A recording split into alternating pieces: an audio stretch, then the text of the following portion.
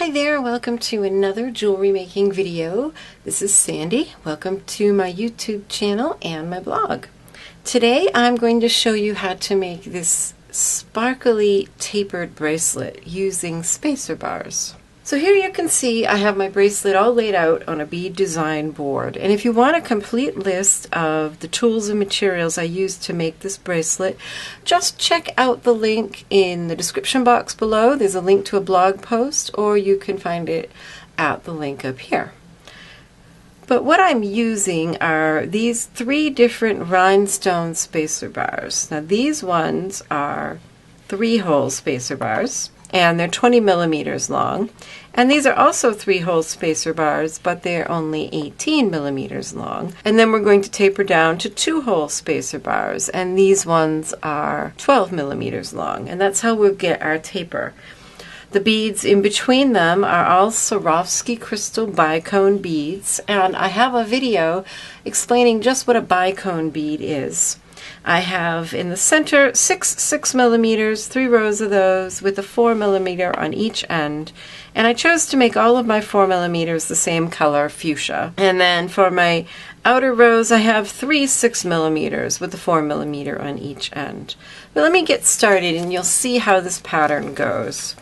I'm using bead stringing wire, and the first thing we're going to do is string the very center of the bracelet.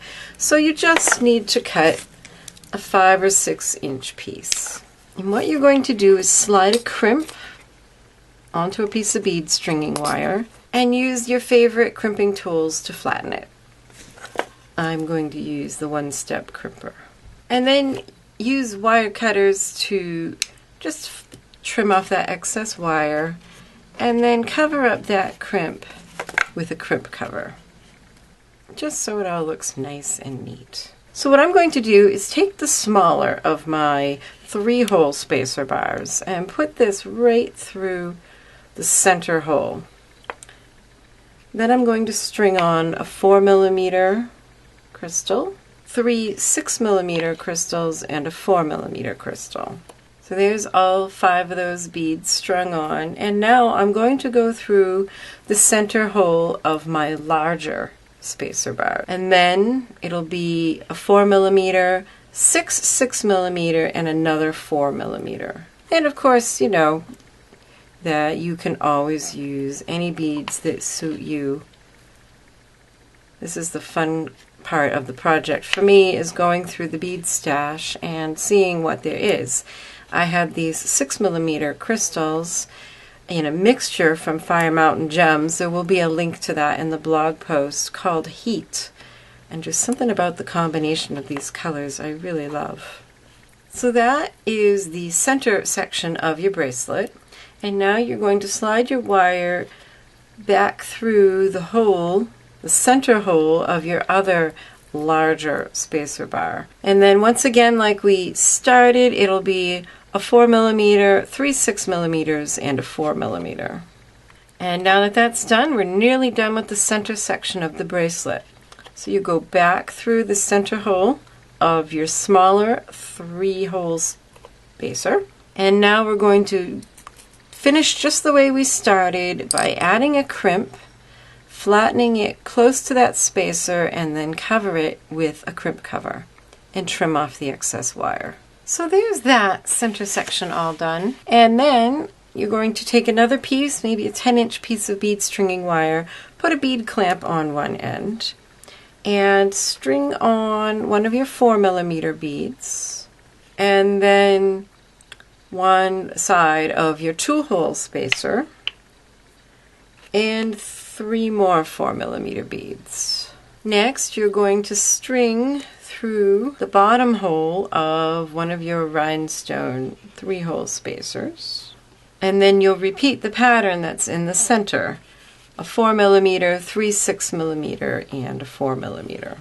Then you'll string through the hole, again the bottom hole of another, your larger spacer bars, and then again repeat the pattern. This one is 4 millimeter, 6 millimeters, and a 4 millimeter, just like what we put in the center.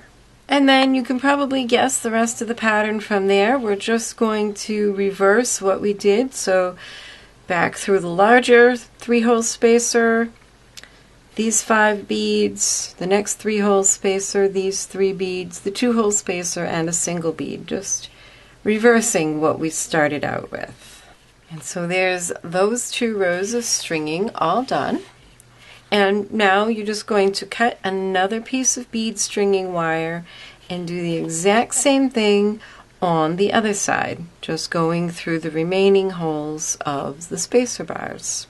Okay, so there you can see I've done all of the stringing, and I also finished up this end, and I'll show you how I did that on this other end. The reason I didn't finish the end before starting was I wasn't sure of the length with all the beads strung, so I wanted to be able to add some extra beads, and you can see down here I did where I just had 1, now there are 3, and I added 1 more in between the crimps as well, just to make sure it's long enough and it will fit.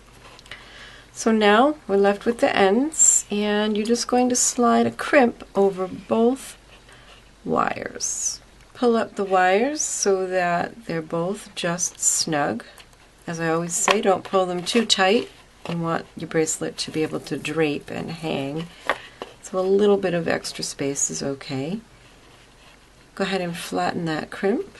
Test it and make sure it's holding. Oh, see that one's slipping out? Always want to test and make sure. So I'm just going to use wire cutters to just cut the crimp off that wire. Be careful, you don't want to have to restring everything. So just cut the crimp. And I'll try that again. Now, once you have your crimp on there, you can trim the shortest wire, just the one, and then cover that crimp with a crimp cover. Next, slide on another bead if you like. Slide on one last crimp and a wire protector. Now on this other end I added a bit of chain to clasp my clasp into. So on this end I'm just going to add my lobster clasp. And then the wire goes back through the crimp bead. Pull it up, flatten it, and cover that with a crimp cover. And your bracelet is all done. I hope you enjoyed this video and that you'll give it a try. If there are other video ideas that you would like me to do, leave me a note in the comments section below and I'll see what I can do about it.